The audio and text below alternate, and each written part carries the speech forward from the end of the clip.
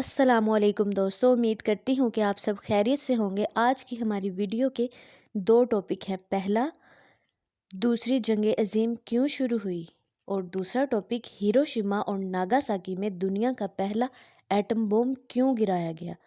تو شروع کرتے ہیں 6 اگست 1945 سے ہماری آج کی اس کہانی کو۔ 6 اگست 1945 جاپان کے شہر ہیروشیما میں گرمیوں کا موسم چل رہا تھا۔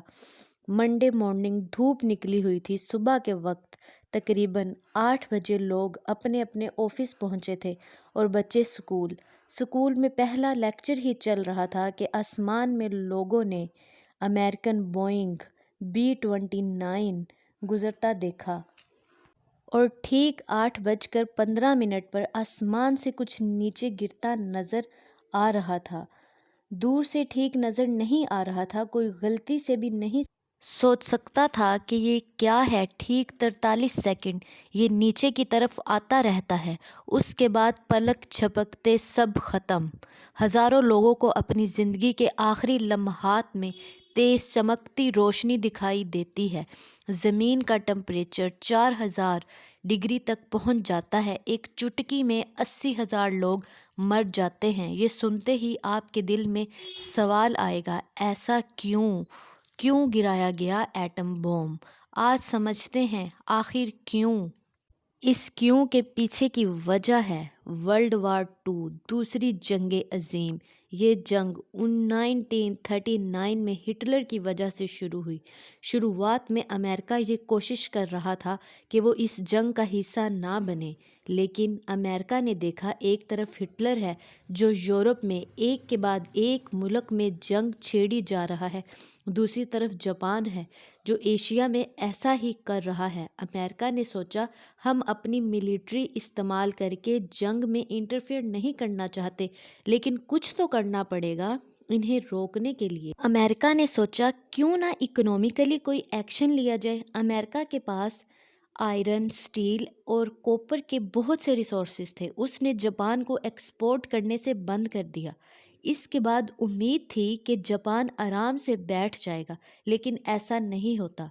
اس وقت جاپان کو آئل کی بہت ضرورت ہوتی تھی اور تقریباً 80% امریکہ سے ہی ایکسپورٹ ہو کے آئل جاپان میں جاتا تھا۔ امریکہ نے یہ بھی روک دیا اور ڈیمانڈ کرتا ہے کہ ایک ہی صورت میں ایکسپورٹ شروع ہوگی، پہلے جو چائنا کے ایریاز کو اوکوپائی کیا ہے وہاں سے واپس نکلو۔ لیکن اس کا مطلب تھا کہ جو جاپانیز ایشیا بنانے کے ڈریمز دیکھ رہا ہے وہ سب ختم۔ اس سچویشن سے باہر نکلنے کی کوشش میں جاپان 7 دسمبر 1941 کو US پرل ہاربر پر سرپرائز اٹیک کرتا ہے۔ 350 سے زیادہ جاپانیز کے ایئرکرافٹ حملہ کرتے ہیں، بوم گراتے ہیں، اور 2 گھنٹے کے اندر 19 US نیوی کے شپ اور 188 ملٹری کرافٹ اور 2000 سے زیادہ ملٹری کے لوگ مر جاتے ہیں۔ اوبویسلی اس کے بعد امریکہ اعلان کرتا ہے کہ وہ جاپان کے خلاف جنگ میں آ رہا ہے۔ اس کے بعد برٹن اور چائنا بھی جاپان کے خلاف جنگ چھیڑ دیتے ہیں۔ اس کے بعد سال 1943 تک اٹلی سرنڈر کر دیتا ہے۔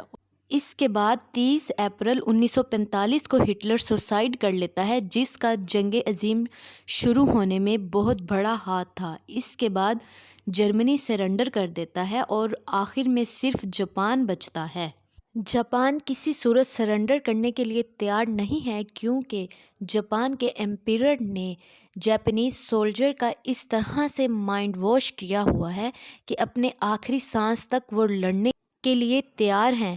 امریکہ جاپان کے ایک آئلینڈ اوکینوا پر اپنے سولجرز کو بھیجتا ہے اور یہاں پر بیٹل آف اوکینوا ہوئی، جس میں جیت تو امریکہ کی ہوئی، لیکن اس کی بہت بڑی قیمت چکانی پڑی۔ 12,000 امریکن سولجرز مر گئے اور 50,000 زخمی ہوئے۔ دوسری طرف 1,10,000 جاپانیز سولجرز مر گئے۔ اس پر امریکہ نے سوچا اگر ہم آن گراؤنڈ جنگ کریں گے تو بہت ہی تباہی ہوگی۔ امریکہ بہت سے سلوشن ڈھونڈنے کی کوشش کرتا رہا لیکن جاپانیز سرنڈر کرنے کے لیے ہرگز تیار نہ تھے۔ اسی دوران امریکہ کو ایک ملٹری پروجیکٹ کے ٹاپ سیکرٹ کے بارے میں پتہ چلتا ہے جہاں بہت سے سائنٹسٹ دنیا کے پہلے ایٹم بم بنانے کی تیاری کر رہے ہیں اور امریکہ سوچنے لگتا ہے یہ بم کیسے گرایا جائے۔ اس سے پہلے 26 جولائی 1945 کو امریکہ ایک آخری وارننگ دیتا ہے جاپان کو، اور وارننگ دیتے ہیں کہ اگر سرنڈر نہیں کیا تو اس کا مطلب ہے مکمل تباہی۔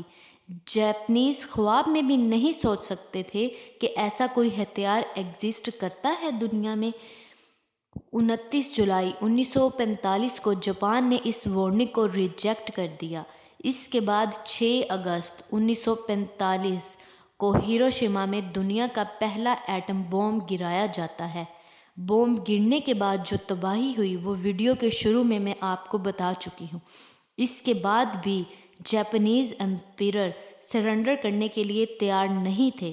اس کے رسپانس میں امریکہ نے پھر 9 اگست 1945 کو ایک اور ایٹم بم ناگاساکی میں گرا دیا۔